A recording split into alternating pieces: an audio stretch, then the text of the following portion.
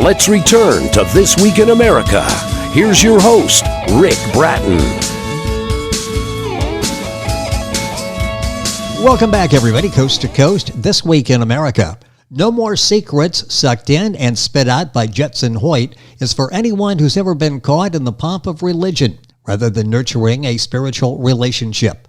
A young Judson Hoyt realizes his attraction to the same sex and is in constant conflict with it. After high school, Judson moves to Long Beach, California to join the ministry and find solace in a flamboyant minister, Brant. No More Secrets is a must-read for those who feel lost and confused in their sexual identity and spiritual journey. This memoir from a veteran reflects on traumatic evangelical experiences which hindered his thinking for years. Judson grew up in Orange County, California. After high school, moved to Long Beach, California to enter the ministry. Later, he moved to Ashland, Oregon with his wife and one daughter at the time. In Ashland, he earned a B.S. in Business Administration Accounting. After moving to Washington and two more children later, he earned a master's in elementary education at the University of Phoenix. In life, he's been what he calls an explorer. He's had various and numerous life experiences: author, actor, bodybuilder, follower of Jesus, play director and producer, entrepreneur, father, grandfather, husband, minister, teacher, and 24 years U.S. Army, Air National Guard, and Air Force Reserve veteran. Judson Hoyt, author of No More Secrets, Sucked In and Spit Out, joins us on This Week in America. Judson, welcome to the program. It's a pleasure to have you with us today. Oh, thank you for having me. This is a very important book, and you're very honest with your life and issues that so many people deal with here. Where did the inspiration come for writing the book? Because you get very personal in telling the story. Where did this come from? Well, it basically kind of came from, the heart of the story actually takes place in the 70s. And I was caught up in a movement between the late 60s and early 70s known in Southern California, that's where I'm from, known as the Jesus People movement. And it was a kind of a revolution happened. And the Jesus People revolution happened out of the hippie, actually the hippie movement. Yes.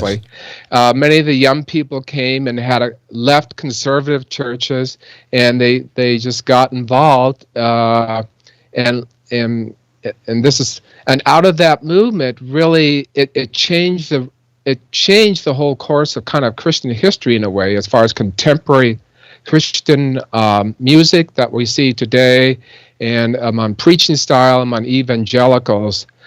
And so that's where I was about 15, 16, and through my high school years. I was just kind of caught up into this whole thing, and it was a very exciting time.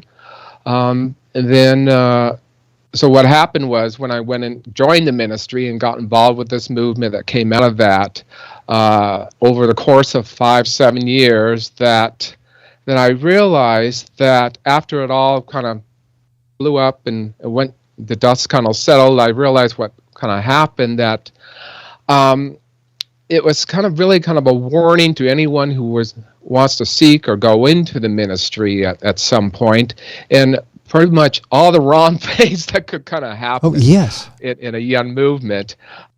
So that's what had happened. So what happened is I left the organization.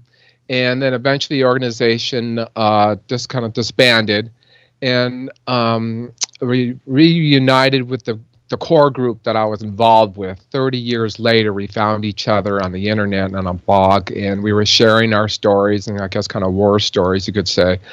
But everyone had a little bit different perspective, and mine was very different because of my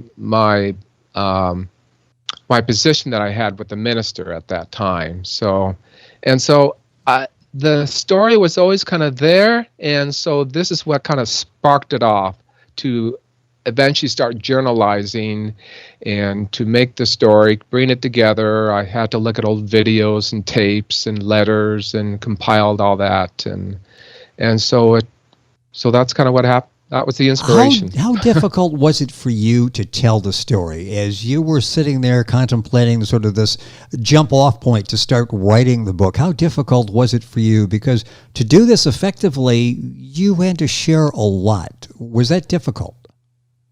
Yeah, it was kind of difficult to kind of relive these feelings, emotions, and because you had to kind of conjure up everything within yourself, and I didn't want to really experience those feelings, and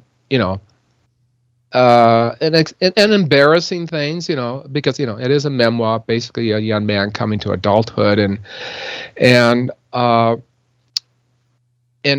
fortunately, I had, like I said, I had records of letters that I had from the ministry, letters I had from the ministers, and the ministry went on TV as well, so I had access to a lot of those old videos.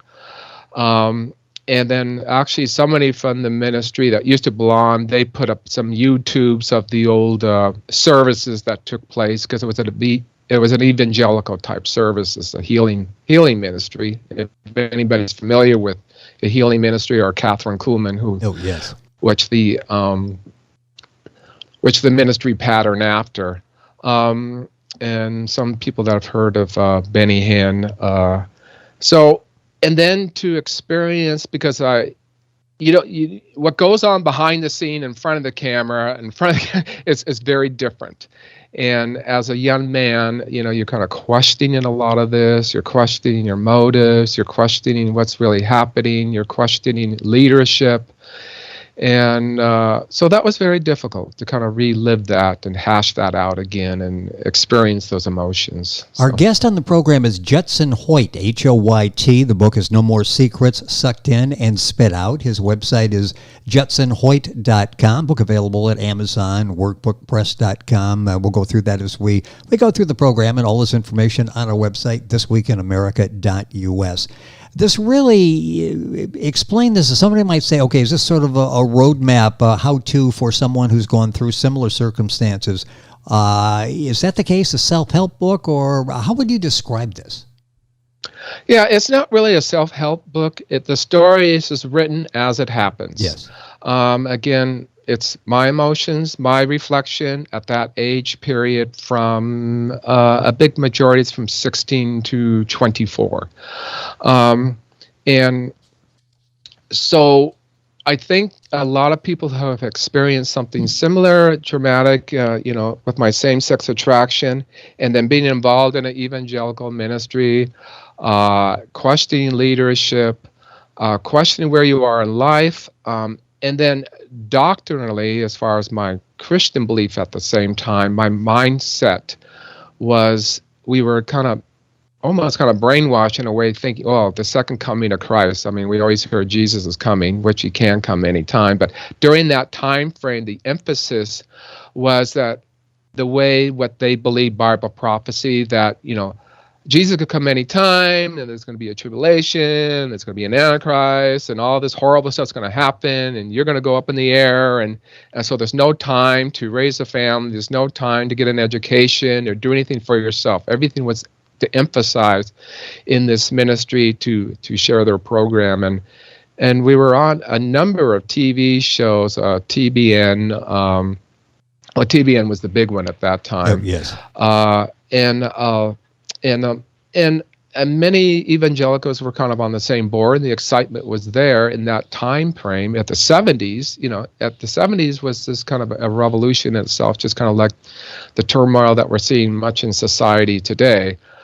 So as far as this help, no, it's just the story as it happens. It would probably trigger off emotions those people have experienced, traumatics, sexual feelings, homosexual feelings, or questioning your Christianity belief, questioning your value as a person, and then part of my story involves alcoholism with my parents and my reflections on them. So in that way, I think everybody has a story to tell, but I think we can all learn from each other's story, and we can grow from that.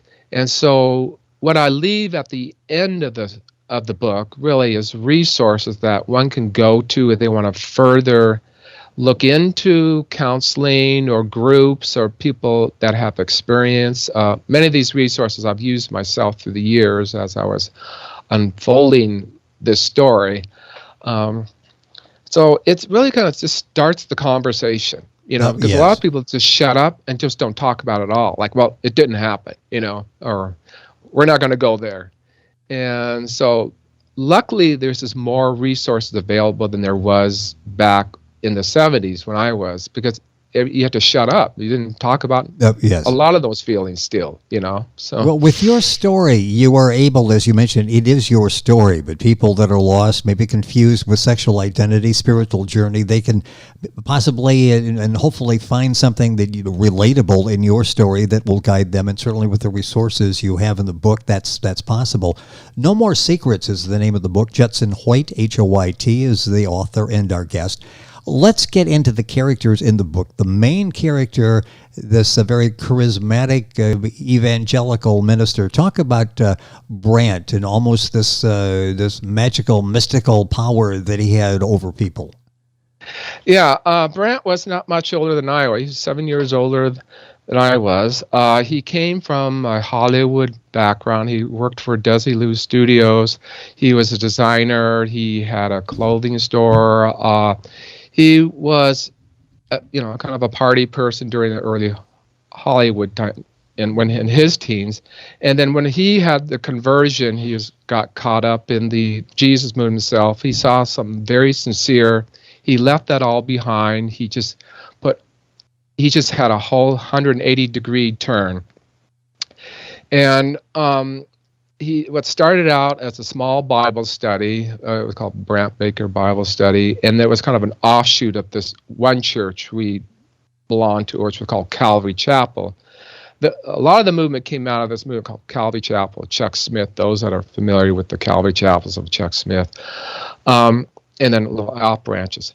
So Brandt, he wanted to just in his own way, innocently, just serve Christ the way he knew. He came out of a lifestyle. He came out of a gay lifestyle himself, and fashion, like I said. And he just had a very personal personality. He was funny, he was flamboyant, and he told Bible stories in a way that was very relatable to everyday life. And I think all of us, which were all just teenagers, we were just excited. We just came together. The music was contemporary, and it just started to happen from that small Bible study. And then it grew into a church. And then the next thing, the church grew into a larger church. And then it grew to the point where we ended up actually renting an old Fox Theater in downtown Long Beach. It used to be an old vaudeville theater, had a balcony, so it fit about 2,000 people. And then he went on radio and then on television. And when I got involved, so I kind of saw this from the very beginning. I was still in high school. Right after high school, I decided to join the ministry. I wanted to get out of the household. It was just too much contention going on with my parents. And I thought I was going to join the military at that time, but, So I ended up being his assistant, and we had a good working relationship. And so, I pretty much did everything for him. Yes. And as a secretary and assistant, and plus I had a kind of a theater background, so I was able to help with those sets, yeah, so it's just one thing. Before you knew it, we started to do drama productions, and so it's just kind of mushroomed from there. What's interesting, because as you're talking, people may think, are there any parallels today with what we see out there, what we see with some of the TV evangelists? Are there? Do you see any similarities? Oh, very much so. I mean, it wasn't a mega church like compared to the thousands that we see today, yes. But the personalities, the dynamic personalities are all there. The similar fundraising, marketing ways, kind of almost showmanship. We see concerts, contemporary music, and so you kind of get involved in the happening of it, instead of the real, I think, purity of Christianity myself. So what we have seen today, definitely, I see. I kind of think I'm just very sensitive to what's going on behind the scene. Well, yeah, And because you've been there. Should we take what we see at surface value, or possibly be a little more skeptical, do a little more research before someone jumps in and decides to commit to financial assistance, for example, for some of these ministries? oh yeah, definitely. I think you should be a wise person. Look into it. See where the money is going to. Ask questions. How much are the salaries inflated? Uh, is there different? Is the money really going towards outreaches to help? As the Bible says, the widows, the poor, the orphanage, and not just to have a facade of it, so it looks like it's going through. But I mean, history just shows that that's gone on for ages. What evangelists have done, and then it's so easy to be even more so with today's technology and media that you can become an instant personality on YouTube. Well, yeah, you don't even need a TV channel, do you?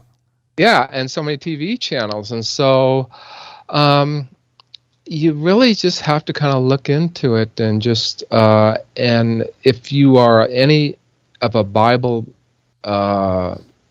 teacher or a Bible student, you really have to question with scriptural what is just a fad, what is contemporary, or what speaks to your convictions as a conservative Christian. There's so much there in Judson's book, No More Secrets, Sucked In and Spit Out. The time is going by so quickly. I want to take a couple minutes just to go back and talk about growing up. Mention the impact your parents had on you, the attraction, the same-sex attraction. Let's first of all talk about parents. Talk about that impact, because that really helped shape who you were at that time and probably still are today in a sense, or trying to deal with it. Yeah, my parents, to me, they were kind of bigger to life to me. They kind of reminded me of a Hollywood romantic couple of a movie that unfortunately ended up in divorce. They were very. It's funny. My parents were very kind of. They were kind of flamboyant and artistic themselves. My father came from a theater background. That was mostly early in the marriage, and he did work for Universal Studios. He played bit parts. He was a writer. He was kind of a creative individual, kind of like I am. And my mother, but they remained lifetime friends, And I came, as far as my siblings, I had 3 other older siblings. I'm the youngest of 3. Overall, we got along as a family. But the undercurrent, what was there was alcoholism played a big part in my parents' life. They weren't the sloppy alcoholic. They were really kind of conservative alcoholic, but they were a fun couple. They would have, they liked to entertain when they did entertain. And it was I just remember the funness of it. And I think that was just the era of the 50s, because they're post-World War II. And I wasn't really aware of the alcoholism until I go in my teenage years, and how it affected them. And as well as my father had kind of a gambling problem. He became a rather successful stockbroker, and that's what eventually ended the demise of their marriage. That my mother wanted sobriety. She got the help. She ended up actually eventually starting a counseling center for women. My father never really got the help that he wanted, but he seemed to maintain his alcoholism, but he maintained his independence. But he was a very hardworking father and a caring father, but, he didn't just want to get the help that he needed. And yes. And on my mother's side, I would like to touch this. Everybody, when you're a child, you fantasize becoming something, a fireman or, a police officer. And so on my mother's side, they were, I had relatives in the entertainment field, anywhere from vaudeville to film. And it was mostly on my grandmother's side that my great aunt, Phyllis Seaton, who actually ended up being the first woman stage manager at Broadway. And she eventually worked for Paramount Studios and married my great uncle, George Seaton, who was a screenwriter, director, and he wrote many films. And he was the president of the Academy Awards in the later 50s. And a classical film is Miracle on 34th Street with the original Natalie Woods. Oh, yes. That he screenwrote and directed that, and Airport. And then my other uncle, he was a TV writer for the Lassie series for many years. That was probably during your time. So our time. Yes, that's a very important, and you touch on that. A lot of Emmys, a lot of Oscars in the family that Judson had, and sort of inspirations for his as he was growing up. Time going by quickly. I want to set the stage for the same-sex attraction. When did that begin for you, and what happened? What impact did the ministry have on same-sex attractions?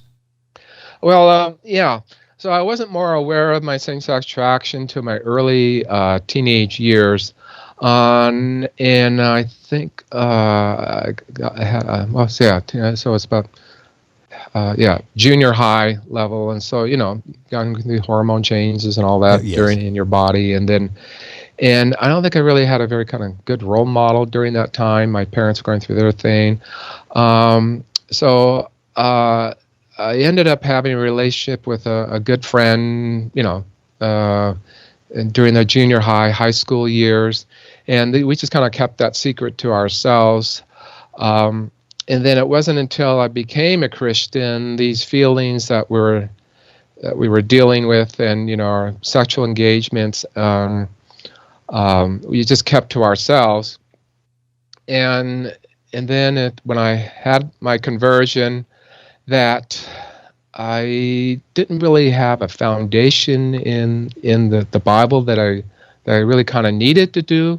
And plus it was a time it wasn't really talked about as much as it is nowadays, and the resources were not there. And so it was just always kind of a mystery to me to how to deal with that. And so when I became a Christian, we stopped engaging, having sexual relations with each other, with my friend, and he became a Christian with me. And, I think he was just kind of following what I was doing, and we were following all the hip Christians and the rock concert people and going to church and all those kind of stuff. And so we departed our ways, but remained friends.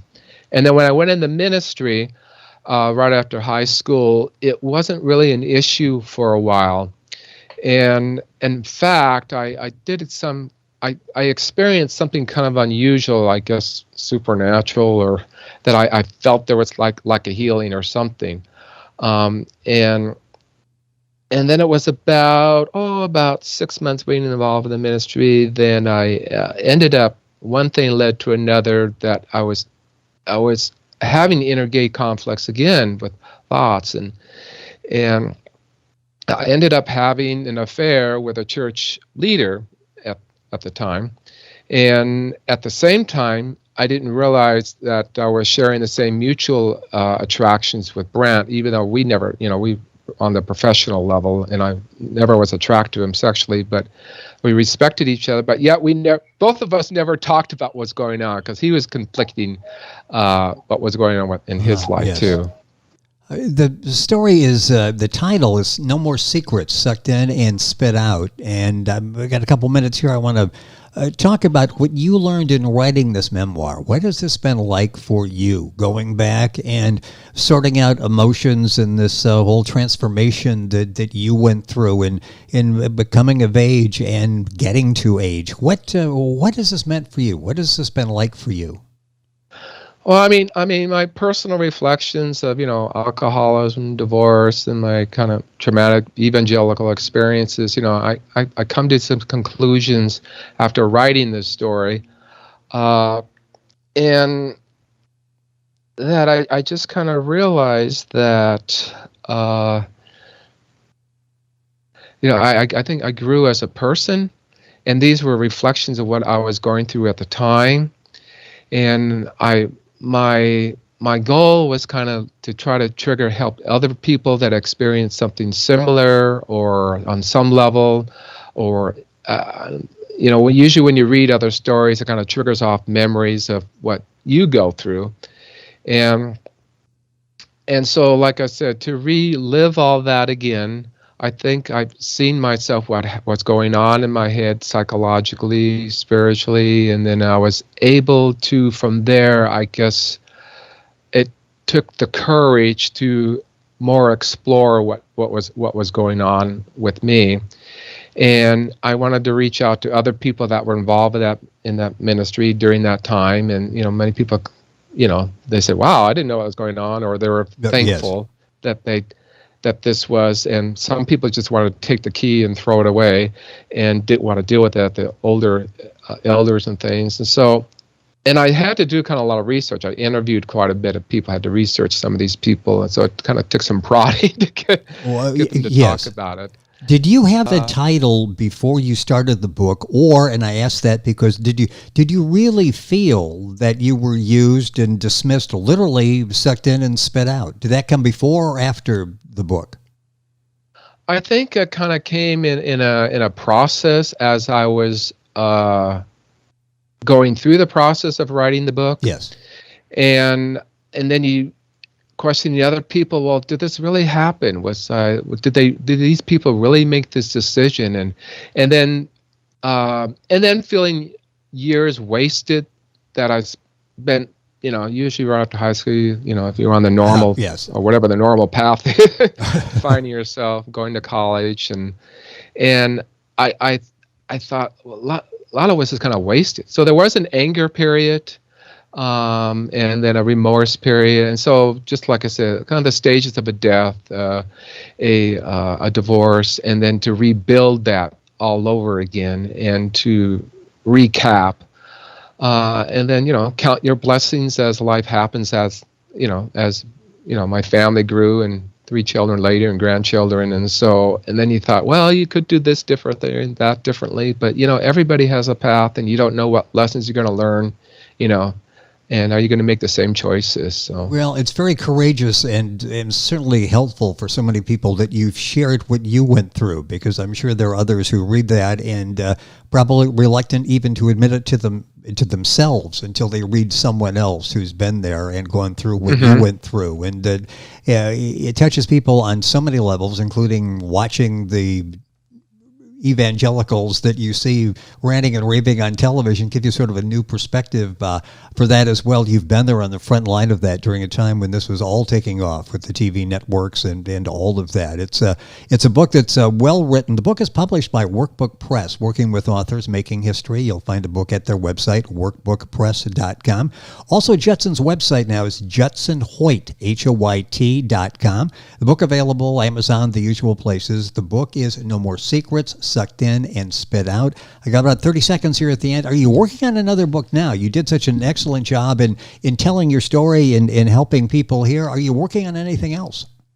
Yeah, I'm working on actually part 2 of this book. Originally, when I got together with the editor, she said, well, you have 3 stories here, and the first book is the bulk of it. It is kind of a large read, over 100,000 words.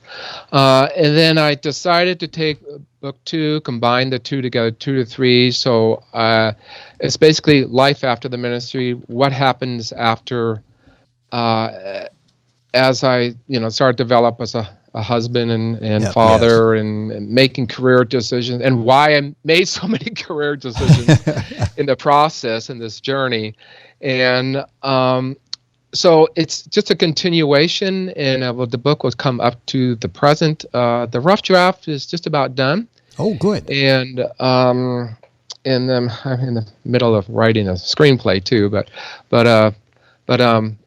So yeah, and I think there'll be other parts that people relate to. Okay, what happened to this young man afterwards? And I think a lot of those stories are not told.